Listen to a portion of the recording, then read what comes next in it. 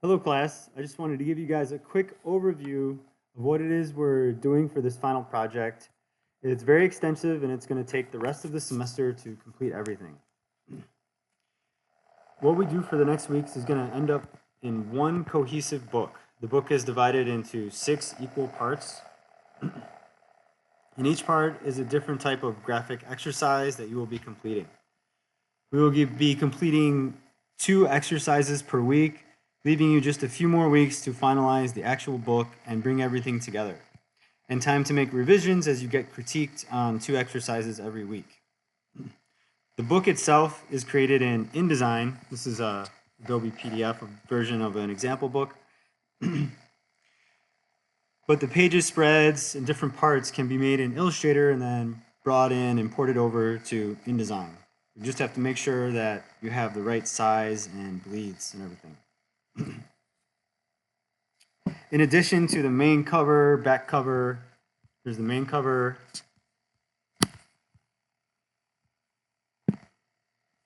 Example doesn't have a back cover, but I have a back cover and then the table of contents. Each exercise also has its own title cover, and you can see that this is actually 2 pages. This is one spread for exercise 1, title, and let's see, exercise 2, and they all look the same. One cohesive book. So the first exercise, exercise 1, compare and contrast.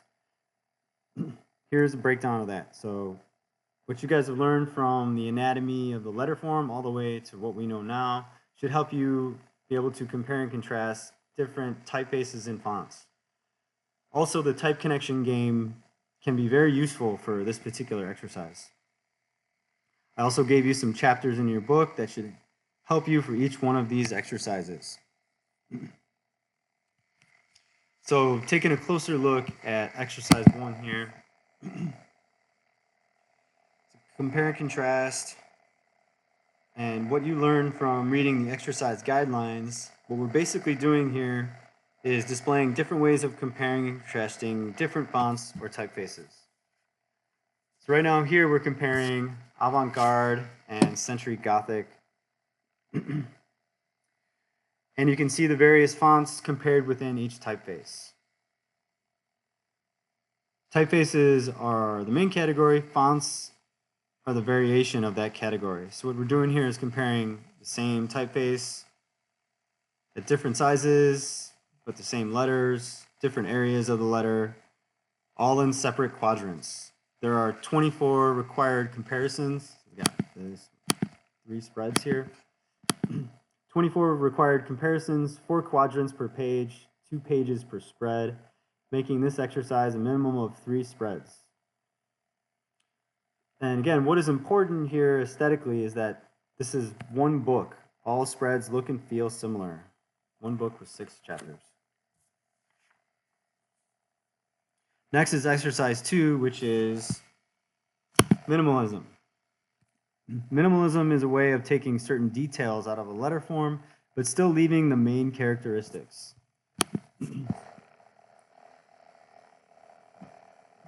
So we can see the letter form for what it is and even what typeface it is. For example, we've got 2 different ones here. Just by looking at this one, I got a thin line here and a thick line here. I could guess that this would be a serif font, whereas this one here has, you can make an educated guess that this is sans serif because there's equal weight throughout the entire letter. And there's some good examples here. There's also lots of examples online, and there's some good examples in your book as well. But this should be your own creation and artistic expression. Make sure you're not just copying someone else's creation or idea. And then exercise 3, typographic syntax. So typographic syntax is fairly different when we're talking about compositional syntax. Typographic syntax, where we actually take the meaning of a word and we add illustrative form to it. You got tail with the tail, pause button, slice and sleep, and road. That one's really cool. in bucket.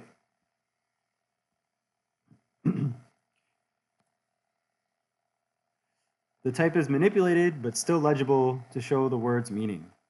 This is something we use a lot in logo design. When we want to simplify or illustrate the meaning of a company or a word, we have to do it in a very creative way. Typographic syntax is perfect for that. All right, so exercise number 4. Grids. In the guidelines, there is text that you can use to create different variations of grids. There's also a video talking about grids and layout composition. And there's also a chapter on grids and layouts and alignment in your book. So what you'll be doing is taking that text from the guidelines and laying it out throughout multiple spreads in different ways, following the rules of layout composition and syntax. Syntax, when it comes to layout composition, means the way we bring all of the elements together in a harmonious way. These are all brought together in a harmonious way.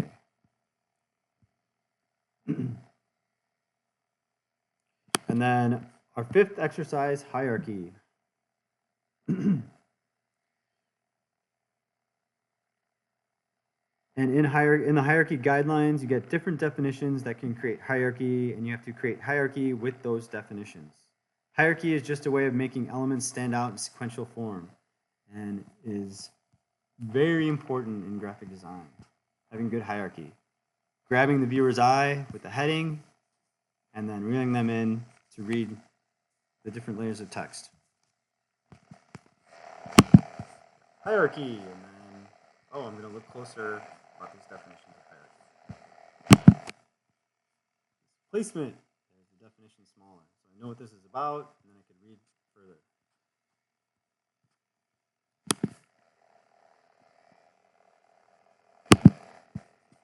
And finally, exercise 6. It's about found type. So you will actually have to seek out typographical elements in your environment and take pictures of them. Here's some examples. And you guys can look at these examples further on your own. And then in the end, we'll bring all of these different exercises together in one book, which will create an interactive PDF. And all the presentations we've done so far, where you upload a PDF and then you write a description. This one's a little different. You're going to be creating a video presentation with this interactive PDF, going page to page. And I will also be assigning peer reviews for this one, so you'll be assigned another student's project to critique based on the criteria for each exercise. And that's a breakdown of this project.